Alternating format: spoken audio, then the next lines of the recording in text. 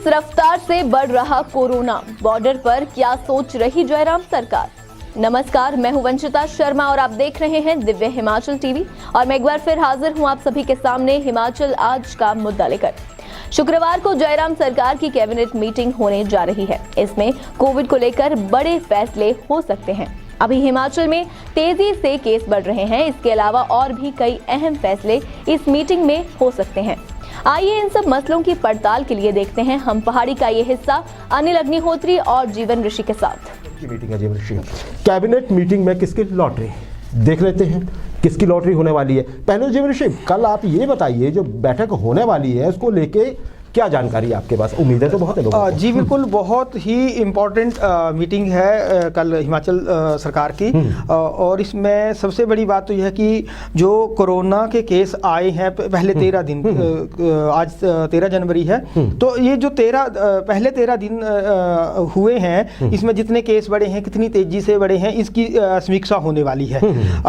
उसके बाद जो बॉर्डर पे खोलने हैं या बॉर्डर को रोकना है या बंदिशें बढ़ानी है, उस पे बड़े सारे डिसीजन होने हैं। कर्मचारियों को भी उम्मीद है। कल ये मीटिंग 2:30 बजे से शुरू होने वाली है, ये हमारे पास जानकारी है, दोपहर बाद 2:30 बजे से।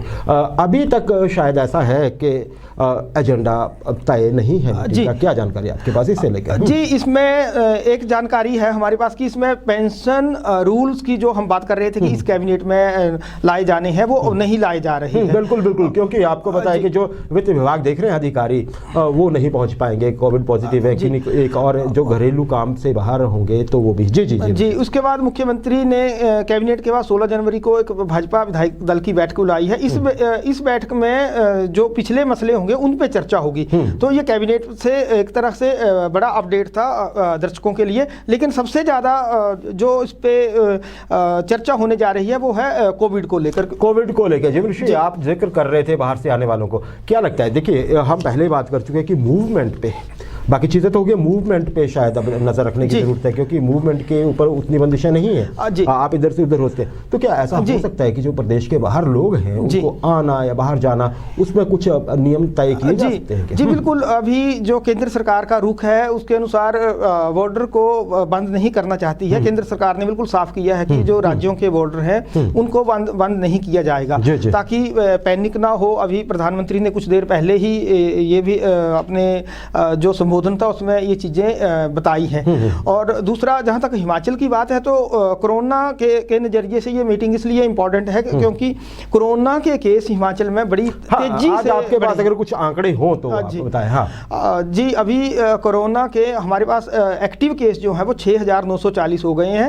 पिछले कल ही 1,850 नए केस आए थे, जो कि इस तीसरी लहर में सबसे ज्यादा केस मापे गए हैं। अभी जो आज के आंकड़े हैं वो शायद अभी हमारे पास आने बाकी है। जी, अभी 2 बजे का जो बुलेटिन है वो नेशनल हेल्थ मिशन की ओर से जारी नहीं किया जा रहा है 1-2 दिन से, तो इकट्ठा ही शाम को कंपाइल। जो आप आंकड़े दे रहे हैं कल के हैं, मतलब आज के अभी जुड़ने वाले हैं, इंतजार करिए। लेकिन इसमें अभी चिंता की बात हिमाचल में यह है कि पॉजिटिविटी रेट जो है वो 8.5 पहुंच गया है, जो कि WHO की गाइडलाइंस के बिल्कुल मतलब वो अलार्मिंग है, बहुत ही अलार्मिंग है। और हमारा रिकवरी रेट भी कम हुआ है, 95% रह गया है। 95, देखिए। हाँ जी, ये भी हालांकि राहत की बात थोड़ी सी ये है कि हमारे सिर्फ 2% मरीज ही, कोरोना मरीज जो है वो अस्पतालों में है। लेकिन 2% भी देखिएगा, अगर आप 6,000 संख्या है तो उसका 2% भी काफी सारा हो जाता है। हालांकि जो पिछली लहरों में ऑक्सीजन के लेकर बातें हुई थी, उसका हिमाचल में कोई संकट नहीं है।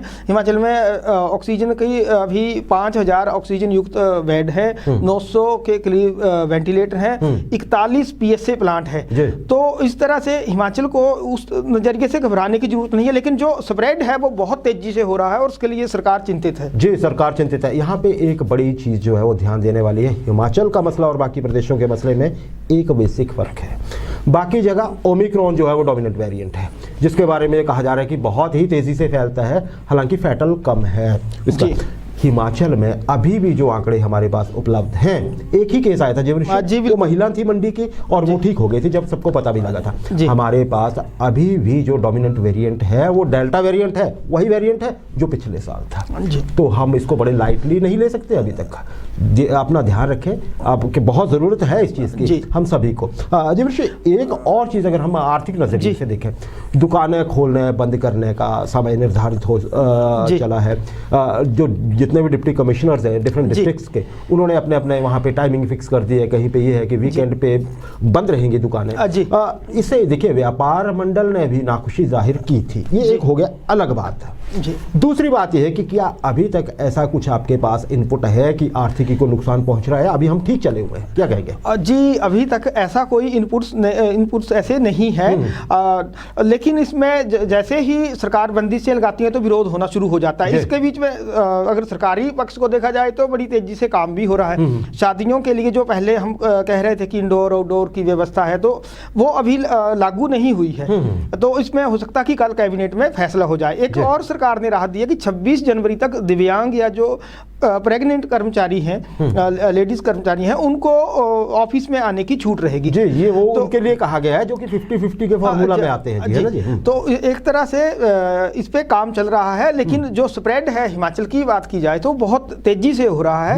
इसीलिए जो अभी कैबिनेट की मीटिंग होनी है उसका बहुत बड़ा फोकस जो है वो कोरोना पे ही होने जा रहा है। कोरोना पर ही होने जा रहा है। लेकिन वही बात, हम सरकार के बंदिशों पे या आलोचना की तरफ ध्यान ना देते हुए ये ध्यान रखें कि सरकार को पूरी चिंता है, सबकी चिंता है, आर्थिकी की भी चिंता है। दुकानें बंद हुई, बाजार बंद हुए, या जैसे अभी जीवन ऋषि ने बताया कि प्रधानमंत्री ने वैसा कहा हम ऐसा नहीं करने वाले हैं, तो आर्थिकी पे बहुत संकट आ जाता है। कोरोना से तो निकल जाती है मानवता, आर्थिकी जब मारने लगती है ना तो बड़ी चीज़ें बदलती रहती हैं।